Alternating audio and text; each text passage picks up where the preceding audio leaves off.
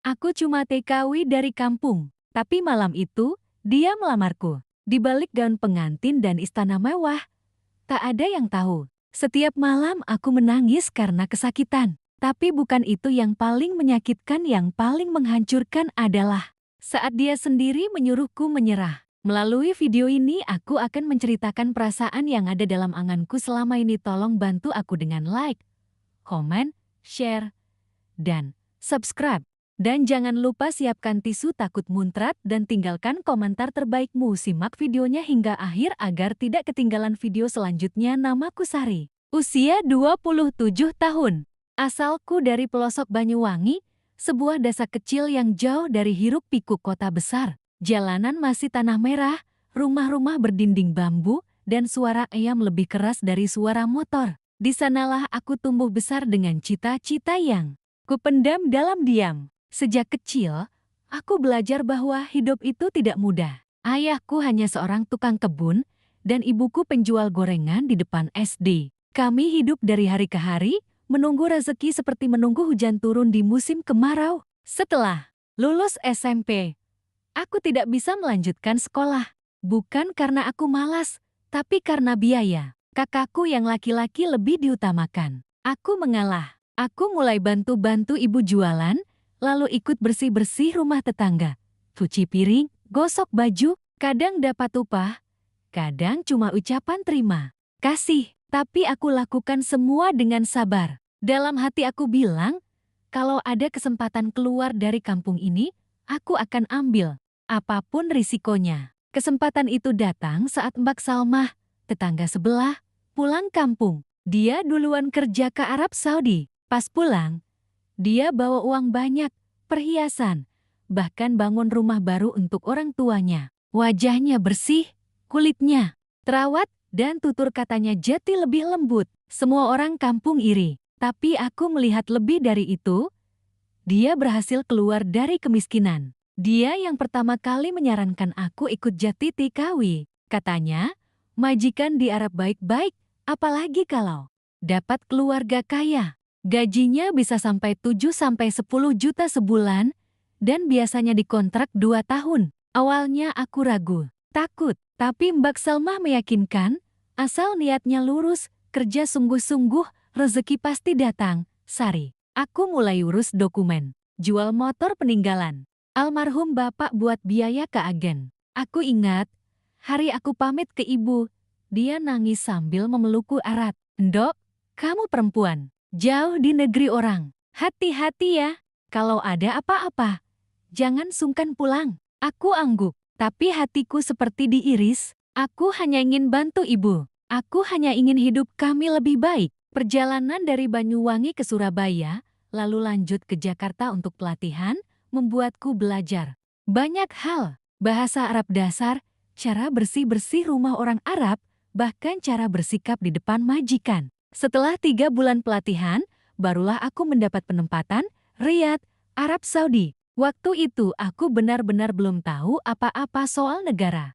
Itu yang ku tahu, itu tanah padang pasir, panas, dan orang-orangnya berpakaian jubah panjang. Tapi aku tetap berangkat. Pesawat yang membawaku dari Jakarta ke Riyadh adalah penerbangan internasional pertama dalam hidupku. Aku duduk di dekat jendela, memandangi awan sambil berdoa dalam hati. Ya Allah, lindungi aku. Setibanya di Riyadh, aku dijemput oleh seseorang dari agen, lalu dibawa ke rumah majikanku. Begitu sampai di rumah besar berwarna putih gading dengan pagar tinggi dan taman yang bersih, aku hanya bisa menelan ludah. Ini bukan rumah biasa. Ini seperti istana. Pintu depannya tinggi, jendelanya besar-besar, dan di dalamnya ada lantai marmer yang licin seperti kaca. Dan di sanalah aku bertemu untuk pertama kalinya dengan majikanku, Syekh Abdulrahman Al-Fad. Dia, seorang pria tinggi, besar, berjubah putih dengan sorban merah putih yang dililit rapi. Matanya dalam, penuh wibawa. Saat pertama kali melihatku, dia tidak langsung bicara, hanya menatap lama, seolah sedang menilai isi hatiku lewat mataku. "Sari," tanyanya dalam logat Arab yang berat. Aku hanya mengangguk gugup. Dia kemudian memberi isyarat kepada pelayan wanitanya untuk membawaku masuk. Tak ada bentakan, tak ada kekasaran. Semuanya terasa tenang, tapi juga menegangkan. Sejak malam pertama di rumah itu, aku merasa dia bukan pria biasa. Aku diberikan kamar pribadi dengan fasilitas yang mewah, kasur empuk, lemari besar, bahkan kamar mandi dalam. Itu lebih bagus dari rumahku di kampung. Aku mulai bekerja sesuai tugas, menyapu, mengepil, membantu di dapur, sesekali menyajikan teh untuk tamu. Tapi aku sadar, Syekh Abdul Rahman sering memperhatikanku, diam-diam, kadang dari balkon, kadang saat aku di dapur. Tatapan itu tajam tapi tenang, dan aku mulai merasa ada sesuatu yang tidak biasa. Hingga suatu malam, semuanya berubah. Dia memanggilku ke ruang kerjanya, dan dengan tenang, dia mengatakan sesuatu yang tak pernah kuduga seumur hidupku. Malam itu aku dipanggil ke ruang kerja Syekh Abdul Rahman. Jantungku berdetak kencang. Aku pikir ada pekerjaan yang harus diselesaikan atau mungkin aku melakukan kesalahan. Tapi ternyata tidak. Ia duduk di kursi besar, ditemani cahaya lampu gantung yang temaram. Ia menatapku dalam-dalam, lalu menyuruh pelayan wanitanya keluar dan menutup pintu. "Sari," katanya, suaranya berat tapi pelan. Ia menunjuk kursi di depannya. Aku duduk, masih dengan kepala tertunduk, tak berani menatap matanya. "Selama beberapa minggu ini aku memperhatikanmu. Kamu perempuan yang berbeda, sopan, jujur, dan bersih hati." Aku mengangkat kepala, tak paham maksud ucapannya. Tapi kalimat selanjutnya membuat tubuhku kaku seperti batu. "Aku ingin menikahimu." Aku sempat berpikir aku salah dengar. Tapi ternyata tidak. Ia ulangi kalimat itu dengan yakin. Ia ingin menikahiku. Aku, Sari, seorang TKW dari kampung Banyuwangi, diminta menjadi istri oleh seorang syekh kaya raya. Aku hanya bisa diam, bingung, takut, bahagia, mungkin, tapi lebih banyak cemasnya. Apa aku pantas? Apa kata orang nanti? Apa yang sebenarnya ia inginkan dariku? Aku tidak memaksa, tapi aku serius. Katanya lagi, "Kamu pikirkan dulu." Malam itu aku menangis di kamar, bukan karena sedih, tapi karena semua terasa terlalu cepat, terlalu tak masuk akal. Tapi jauh di lubuk hati, aku tahu, ini kesempatan langka. Dan aku sadar, ia memperlakukanku dengan hormat, bukan seperti pelayan, tapi seperti wanita. 3 hari kemudian, aku menerima lamarannya. Pernikahan dilangsungkan secara tertutup, di hadapan 2 saksi dan seorang penghulu, tanpa pesta mewah, tanpa publikasi. Katanya, demi menjaga nama baik keluarga besarnya dan menjaga ketenanganku juga. Aku setuju. Lagi pula aku tak punya siapa-siapa di sini. Hari itu aku resmi menjadi istrinya, istri Syekh Abdul Rahman. Dan malam itulah, untuk pertama kalinya aku tidur di kamar utama. Kamar megah dengan tempat tidur besar, tirai panjang, lampu gantung kristal, dan aroma wangi khas yang belum pernah kucium sebelumnya. Aku memakai gaun satin tipis berwarna emas pucat, hadiah dari Syekh. Rambutku kubiarkan terurai, tapi tangan dan kakiku dingin. Aku duduk di tepi ranjang, menunduk, berusaha menenangkan diri. Lalu pintu terbuka. Ia masuk. Kali ini tak memakai sorban, hanya jubah putih longgar. Wajahnya serius, tapi matanya lembut. Ia duduk di sampingku. "Kamu gemetar," katanya pelan, menyentuh tanganku. Aku mengangguk pelan. "Saya takut, Syekh." Ia tertawa kecil. "Kamu sudah jati istriku. Jangan panggil aku Syekh." Lalu ia memelukku perlahan. Memelukku seperti orang yang sangat lama kesepian. Dan pelan-pelan, malam itu, aku merasakan dunia yang belum pernah kusentuh. Dunia yang membuat tubuhku bergetar dan nafasku tersengal. Awalnya lembut, tapi seiring waktu, aku mulai kesakitan. Tubuhku tidak siap. Ukurannya terlalu besar, gerakannya terlalu kuat. Aku menggigit bibir, menahan rasa nyeri yang menjalar dari dalam. Setiap detik terasa lama, seperti waktu berjalan lambat. Aku tak mengeluh, tapi air mataku keluar sendiri. Ia mencium wajahku, berkata dalam bahasa Arab yang entah bagaimana, aku mengerti malam itu. "Sabar, istriku. Ini malam pertama dari banyak malam yang akan kita jalani." Malam itu berlangsung sangat lama. Dan ketika semua usai, aku terbaring.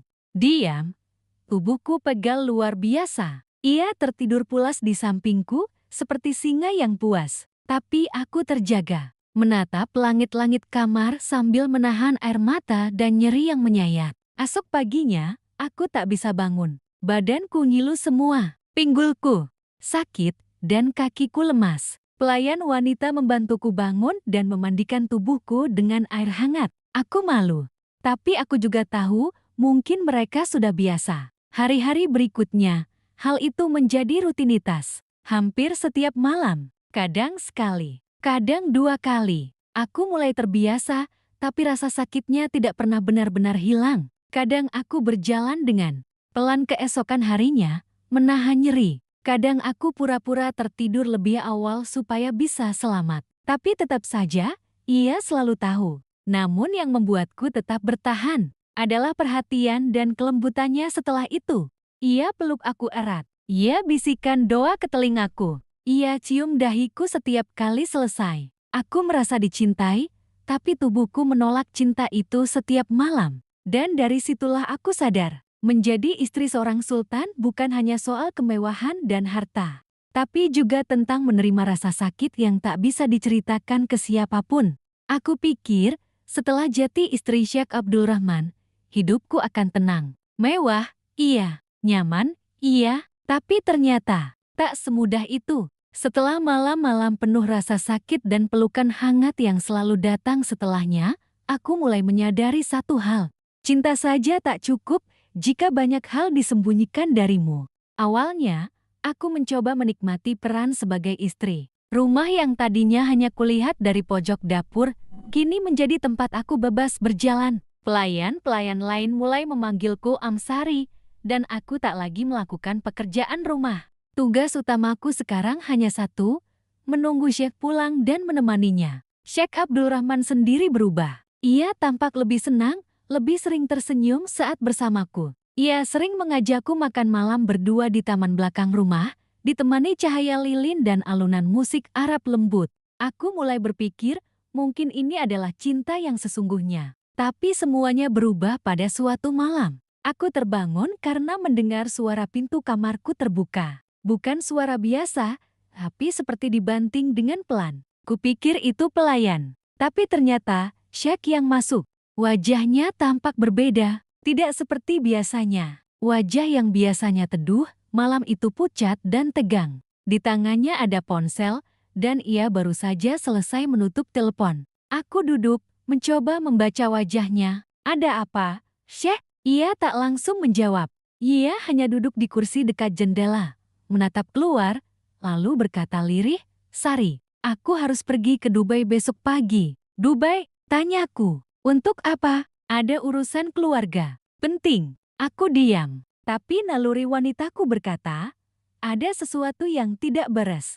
Apalagi saat ia menoleh ke arahku dan berkata, "Mungkin kamu akan mendengar hal-hal yang tidak enak." Dek, kalimat itu menghantam dadaku seperti palu godam. "Apa maksudmu?" tanyaku pelan. Ia berdiri, menghampiriku, lalu memegang tanganku. "Kamu hanya perlu percaya padaku. Aku akan jelaskan semuanya nanti." Aku ingin memaksa, ingin tahu kebenarannya. Tapi saat menatap matanya, aku tahu ia sedang menyembunyikan sesuatu yang sangat besar. Malam itu ia tidur di sampingku, tapi tidak menyentuhku sama sekali. Ia hanya memelukku dari belakang, erat, seperti seseorang yang akan pergi lama. Keesokan paginya, ia pergi. Dan dari situ, semuanya mulai berubah. Para pelayan di rumah mulai berbisik-bisik. Beberapa menatapku dengan kasihan, beberapa lagi dengan sinis. Aku mencoba tetap tenang, tapi saat aku sedang duduk di taman belakang, seorang pelayan senior bernama Fatimah duduk di sampingku, lalu berkata dengan suara rendah, "Ibu Sari, saya tahu ini bukan urusan saya, tapi sebaiknya Anda tahu, Syekh punya istri pertama di Dubai." Aku tertegun. "Apa maksudmu?" "Dia belum meninggal, masih hidup, bahkan keluarga besarnya sangat berpengaruh. Wanita itu tahu soal Anda, dan dia marah besar. Dia yang meminta Syekh datang ke Dubai sekarang." Tubuhku gemetar, tanganku spontan mencengkeram kain jilbab yang kukenakan. Tapi dia bilang istrinya sudah meninggal. Fatimah menunduk. Saya hanya pembantu, tapi saya dengar dari sopir, pernikahan kalian tidak disetujui oleh keluarga besar, karena Anda bukan dari keturunan bangsawan.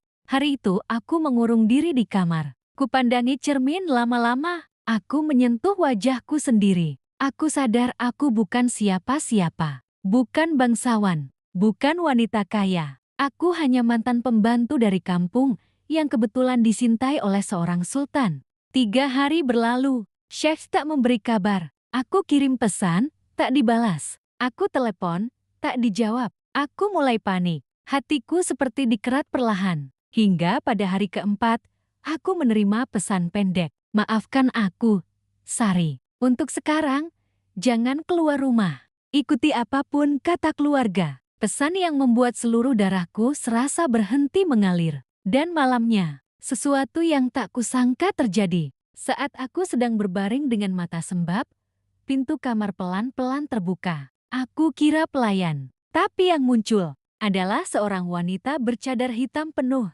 Hanya mata tajamnya yang terlihat. Di belakangnya berdiri 2 wanita lain, juga bercadar. Wanita itu masuk, lalu duduk di kursi dekat tempat tidur. Aku Zainab, katanya, dengan suara tajam. Istri pertama Syekh Abdul Rahman. Aku hanya bisa menatap, membeku, nyaris tak bisa bernapas.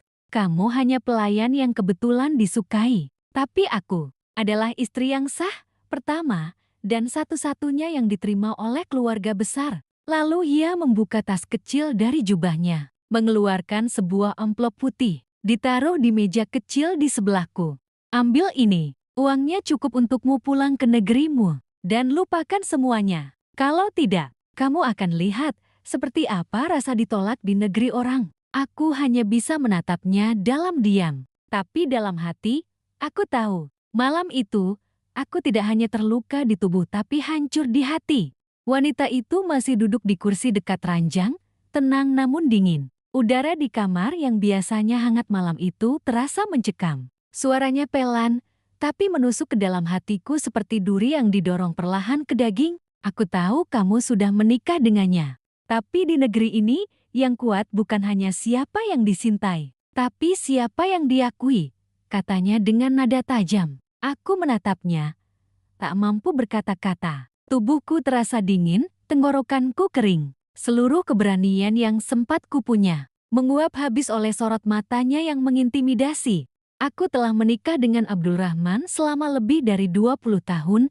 Lanjutnya, kami punya 3 anak. Kami tumbuh bersama. Tapi kamu hanya pelayan. Dan kamu pikir bisa menggantikan posisiku? Aku menggeleng perlahan, mencoba bicara, tapi tak ada suara yang keluar. Wanita itu bangkit perlahan dari duduknya, lalu berjalan ke meja kecil di samping tempat tidur dan meletakkan sebuah amplop putih yang cukup tebal. Di dalam ini ada uang yang cukup untuk hidupmu nyaman di negerimu. Bahkan bisa bangun rumah, beli tanah, buka usaha. Cukup untukmu melupakan semuanya. Dia menatapku, lalu menambahkan, syaratnya cuma satu, kamu harus menandatangani surat cerai ini. Tanganku spontan mencengkeram selimut. Aku menatap surat itu yang sekarang ia keluarkan dari map kulit. Surat dalam bahasa Arab yang sudah ada nama lengkapku di bagian atas, lengkap dengan tanggal dan tanda tangan pihak suami. Hanya tinggal aku yang belum menandatangani. Kalau kamu menolak, katanya dingin, jangan salahkan jika hidupmu di sini berubah jadi mimpi buruk. Kami punya kuasa. Kamu cuma satu butiran pasir di antara padang gurun ini. Aku menunduk, ingin menangis, tapi air mataku sudah habis. Wanita itu lalu mendekat, berdiri di hadapanku, dan berkata pelan namun tajam, jangan sampai kamu merasa lebih berharga dari yang kamu kira. Kamu hanya perempuan dari kampung. Jangan bermimpi terlalu tinggi. Setelah berkata begitu, ia dan 2 pengawalnya pergi. Pintu kamar tertutup perlahan, menyisakan keheningan yang begitu menyakitkan. Aku duduk terdiam. Beberapa saat kemudian, aku tak tahan lagi. Aku jatuh terduduk di lantai. Aku menangis terisak tanpa suara. Menjerit dalam hati. Ini semua terlalu cepat, terlalu tajam, terlalu menyakitkan. Aku mengambil amplop itu. Kubuka. Di dalamnya ada lembaran-lembaran rial yang berjejer rapi, tebal, harum, dan sangat menggoda. Dalam kondisi biasa, aku akan bersyukur diberi uang sebesar itu. Tapi malam ini, uang itu terasa seperti bentuk penghinaan, seolah-olah harga diriku, tubuhku, dan semua rasa sakit yang kutahan tiap malam cuma seharga setumpuk uang. Aku memandangi surat cerai itu. Mataku kabur. Dalam hatiku berkecamuk suara-suara. Satu berkata, "Ambil saja, pulang, hidup tenang." Suara lainnya, "Kamu bukan pelarian, kamu bukan perempuan yang bisa dibeli. Jangan biarkan harga dirimu diinjak seperti ini." Aku duduk di ranjang sampai pagi.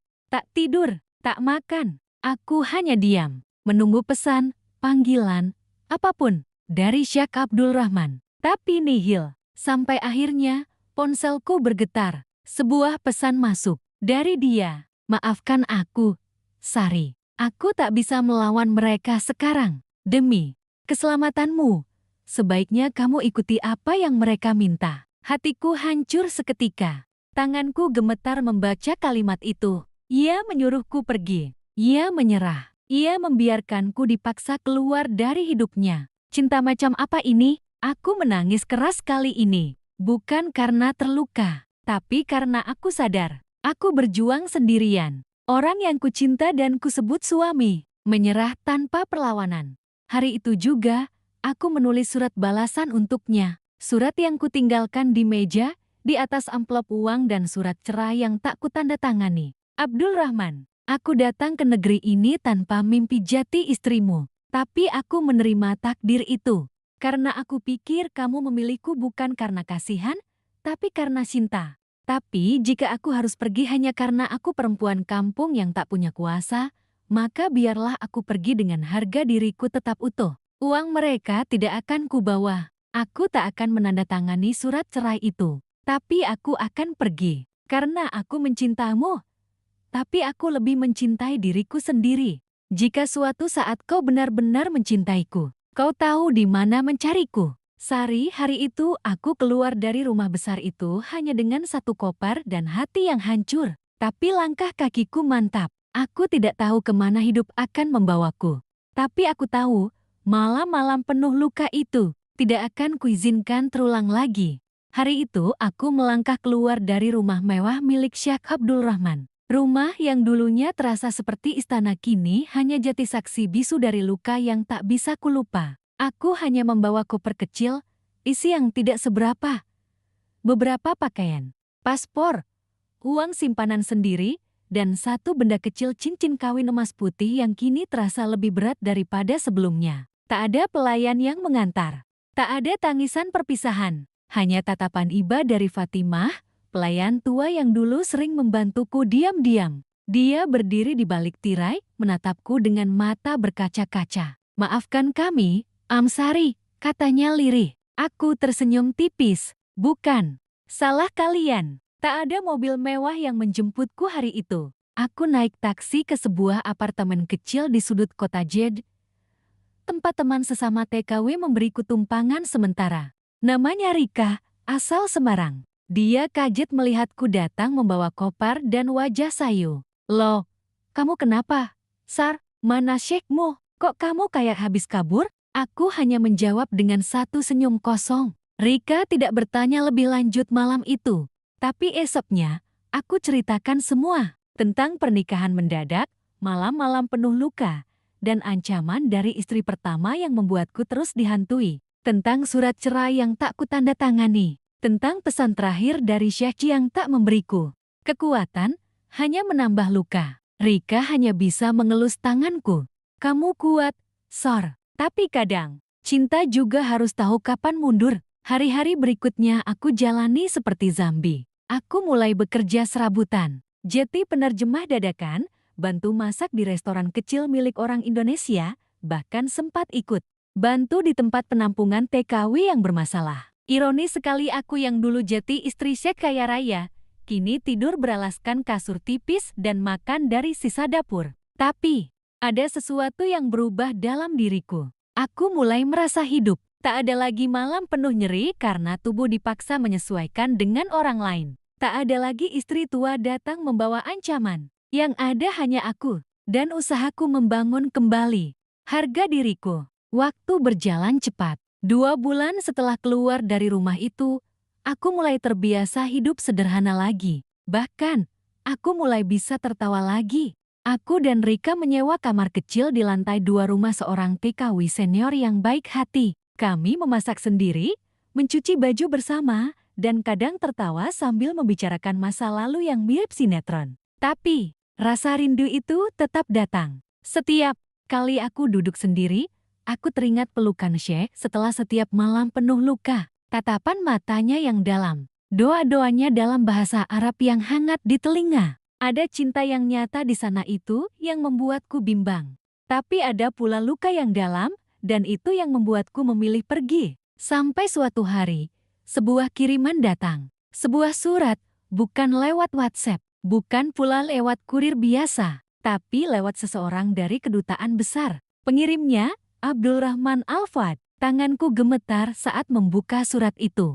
Sari, sejak kamu pergi, rumah ini sepi. Bukan karena tak ada suara, tapi karena tak ada kehadiranmu. Aku salah karena tidak melindungimu. Aku pengecut karena membiarkanmu pergi. Tapi aku lakukan itu demi keselamatanmu. Aku tidak menandatangani surat cerai itu, Sari. Aku tidak bisa, karena bagiku, kamu masih istriku. Aku sudah mengurus banyak hal. Istri pertamaku kini tinggal di Dubai bersama anak-anak kami. Ia tidak akan mengganggumu lagi. Aku mohon, pulanglah ke rumah. Jika kamu masih punya ruang untukku di hatimu, aku akan menebus semua luka yang kau rasakan. Air mataku jatuh, tapi aku tidak langsung menjawab. Aku menatap langit-langit kamar. Kamar kecil ini adalah saksi perjuanganku berdiri lagi, tanpa bantuan siapapun, tanpa lindungan seorang pria. Aku sadar, aku bisa hidup tanpanya, tapi aku juga tahu, aku masih mencintainya. Aku duduk semalaman, memegang surat itu di dada. Pagi harinya, aku menulis balasan. Syekh Abdul Rahman, aku bukan lagi Sari yang dulu. Aku bukan wanita yang lemah dan siap menerima luka hanya karena cinta. Tapi jika kau siap mencintaiku dengan utuh, bukan hanya dengan tubuh, tapi juga dengan jiwa yang menghargai dan melindungi, maka aku akan pulang. Bukan sebagai pembantu yang kau angkat jadi istri, tapi sebagai wanita yang kau perjuangkan sepenuh hati. Hari itu aku berdiri di depan kaca kecil, mengenakan gamis putih bersih. Wajahku tak secantik wanita Arab, tapi aku tahu, aku cantik karena luka-lukaku. Dan saat aku kembali ke rumah itu kali ini bukan sebagai pelarian tangisnya. Menyambutku di depan pintu, ia memelukku. Dan malam itu, untuk pertama kalinya, aku tidak merasa kesakitan. Aku merasa dicintai.